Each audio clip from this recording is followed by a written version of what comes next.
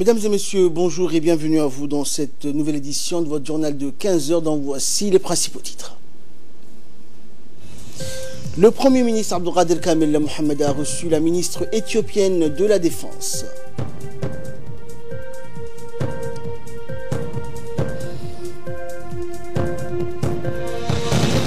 Et aux États-Unis, Donald Trump indique donc en étant à McAllen au Texas, c'est rien de tel qu'un mur, mais pas de paye pour les employés fédéraux.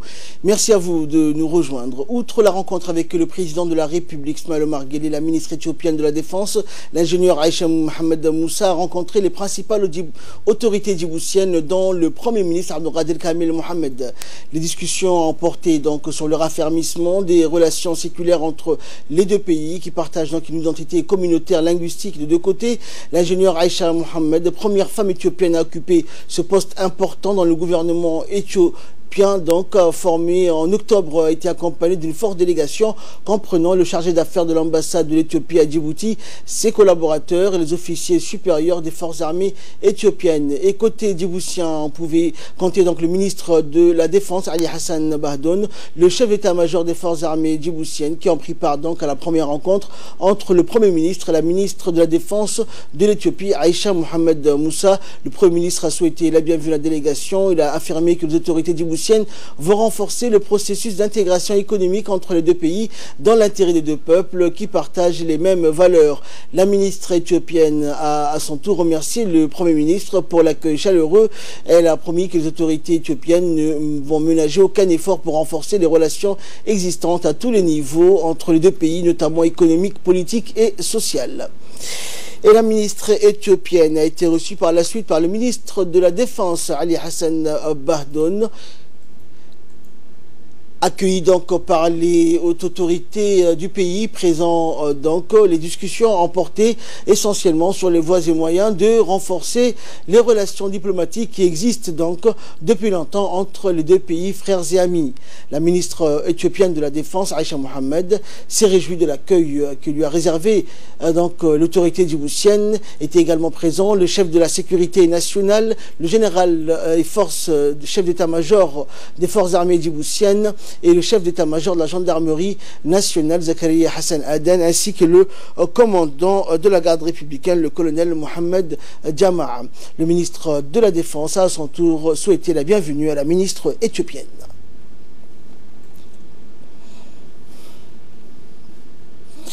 Santé à présent, le ministre de la Santé, Dr Jama Elmi, a présidé une réunion de restitution des travaux sur l'évaluation des activités de polyclinique à Djibouti.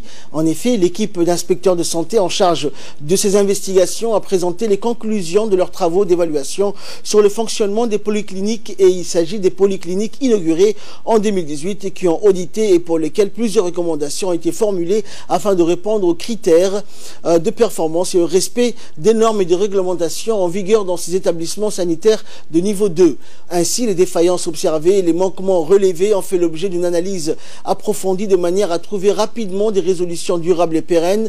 À cet effet, le ministre de la Santé s'est donc réjoui de la forte augmentation de la fréquentation sans cesse croissante des usagers au niveau de ces polycliniques depuis leur mise en service jusqu'à ce jour. Le ministre a par ailleurs saisi l'occasion pour donner des instructions fermes et claires à chacune des directions concernées afin de pallier aux manquements et aux problématiques soulevées en vue de garantir le fonctionnement optimal de ces structures donc sanitaires. Enfin, un délai d'un mois a été décidé pour mettre en œuvre toutes les recommandations et les ajustements nécessaires contribuant à la qualité des prestations de santé. Est chargé donc d'évaluer la performance des établissements de soins en termes de satisfaction des besoins sanitaires des usagers. Les inspecteurs de santé ont exprimé leurs recommandations au fin de l'amélioration de la qualité de la prise en charge des patients. Nous les écoutons. La réunion avait pour but de présenter l'évaluation des différentes polycliniques récemment inaugurées au sein de notre département du ministère de la Santé. Comme vous le savez, les polycliniques ont permis au système de santé d'élargir la gamme d'intervention de soins envers sa population. C'est dans ce cadre-là, et comme à l'accoutumée dans l'administration, nous avons exposé les différentes problématiques et les différentes recommandations. Le ministre de la Santé a également mis l'accent, les actions prioritaires que les différentes directions vont mettre en place.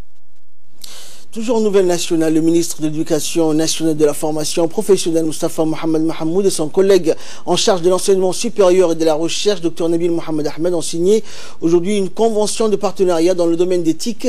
La cérémonie de signature de convention s'est déroulée au cabinet du ministre de l'Enseignement supérieur et de la Recherche en présence des hauts cadres et responsables des deux départements ministériels. Cette convention de partenariat vise une série d'objectifs dont, entre autres, la promotion de l'usage pédagogique des outils numériques pour l'enseignement et la formation, mais aussi le développement des outils techniques pour faciliter la gestion administrative axée sur les résultats des établissements et institutions d'enseignement et de formation. C'est aussi le moyen de mutualiser les ressources humaines, pédagogiques et documentaires, ainsi que les infrastructures dans le domaine du numérique et de l'audiovisuel pour promouvoir l'échange d'informations, d'expertise technique et de bonnes pratiques entre les deux institutions. À ce titre, 3 projets phares sont prévus dans le cadre de la convention. Il s'agit notamment de la mise en place d'une plateforme de e-learning, la formation aux technologies de l'information et de la communication au profit des enseignants et personnels d'encadrement pédagogique du MENFOP, et enfin le projet de mise en place d'un système intégré de gestion des établissements. À l'issue des interventions officielles, les deux parties ont longuement discuté de la mise en œuvre de la convention et ses implications pratiques pour les deux départements ministériels. Et dans une brève intervention, le ministre de l'Éducation nationale et de la formation professionnelle a souligné la forte coopération et l'interdépendance entre les deux ministères pour l'intérêt des élèves et des étudiants djiboutiens. Moustapha Mohamed Mahamoud a indiqué que cette convention ne fera qu'acter et formaliser cette coopération naturelle qui existe depuis longtemps entre les deux ministères et permettra d'asseoir la politique du numérique du MENFOP. On écoute le ministre. Ministère de l'Éducation nationale, nous avons vraiment besoin de l'appui du ministère de l'Enseignement supérieur en matière d'expertise, de collaboration. Aujourd'hui, donc, nous sommes là pour signer cette convention, pour acter vraiment ce fort partenariat qui existe, parce que c'est pas seulement aujourd'hui que nous commençons à travailler ensemble. Nous avons toujours travaillé ensemble, mais vraiment c'est pour acter et vraiment manifester cette forte partenariat qui existe bien sûr entre nos deux ministères. Et donc aujourd'hui, elle est plus centrée, c'est vrai, en matière de TIC, parce qu'aujourd'hui, comme vous le savez, le ministère de l'Éducation nationale a vraiment mis le paquet pour accélérer, pour rattraper ce retard en matière de qualité des enseignements apprentissages, décentrés sur l'utilisation donc du numérique. Et aujourd'hui, au lieu de chercher des experts à l'étranger ou à l'extérieur, il m'a été évident, et il est évident même, d'utiliser l'expertise, parce que nous avons une expertise nationale qui existe au sein donc du ministère de l'Enseignement supérieur. Donc de s'appuyer, d'utiliser cette expertise, c'était vraiment quelque chose et quelque part aussi pour montrer la maturité de l'enseignement supérieur. Le fait que nous avons bien sûr aujourd'hui, machallah, des experts qui sont en mesure vraiment d'appuyer le ministère de l'Éducation nationale. Et donc essentiellement c'est donc en matière de TIC, mais également tout ce qui est formation des enseignants. Nous allons donc main dans la main travailler avec le ministère de l'Enseignement supérieur. Aussi a-t-il exprimé ses sincères remerciements au ministre de l'Enseignement supérieur et de la Recherche qui met son expertise et ses compétences au service du MENFOP pour accompagner la généralisation de l'usage des nouvelles technologies dans les pratiques pédagogiques et la gestion d'établissements scolaires. Le ministre de l'Enseignement supérieur et de la Recherche, Dr Nabil Mohamed, s'est dit réjoui de son côté de travailler avec son collègue du MENFOP pour optimiser et mutualiser les capacités, les moyens et les ressources pour donner le meilleur au système d'éducation et de formation. On l'écoute. Je pense qu'à travers ce projet, nous sommes aujourd'hui en train de concrétiser des actions importantes œuvrant pour la qualité des enseignements à travers les technologies de l'information et de la communication, comme vous l'avez dit précédemment, mais également permettre à nos cadres, à nos techniciens de travailler ensemble et de montrer que, en unissant leurs forces, en travaillant sur cette complémentarité, nous avons besoin de l'éducation nationale, de la formation professionnelle, comme l'éducation nationale et la formation professionnelle a besoin de l'enseignement supérieur. Si vous nous donnez des bons élèves en forme, des bons étudiants qui vont être des bons professeurs, et vice-versa. Donc en jouant sur cette qualité aujourd'hui et en jouant également sur les forces de nos techniciens djiboutiens, de nos cadres djiboutiens, nous allons mettre à profit avec l'éducation nationale la plateforme Moodle pour pouvoir à ce que tout étudiant, tout élève djiboutien ait accès à l'éducation de qualité, à l'information de qualité, mais également travailler ensemble, Monsieur le Ministre, avec vous, sur tout ce qui est le système de gestion des établissements, qui est très important pour nous et très important pour vous, pour que nous puissions mettre en commun nos équipements, notre matériel, et pouvoir également servir, je dirais, d'exemple à tous ceux qui, dans ce pays, souhaiteraient travailler ensemble, et les accompagner également, parce que je pense qu'à l'éducation nationale, comme à l'enseignement supérieur, nous avons les hommes et les femmes qui sont capables de mener à bien les actions du président de la République et œuvrer au développement de notre pays. Le ministre des Affaires musulmanes, de la Culture et des Biens Warf, Moumin Hassan Barré, a signé au siège du ministère une convention de partenariat avec le directeur général de l'Agence nationale des personnes handicapées de Ali Saïd Mahmoud. Cette convention s'inscrit dans le cadre de la politique sociale que mène le gouvernement sous l'impulsion du président de la République. Et ce partenariat permettra de consolider les acquis sociaux dont le but est d'offrir des services d'accessibilité et de satisfaire une partie des besoins fondamentaux des personnes handicapées.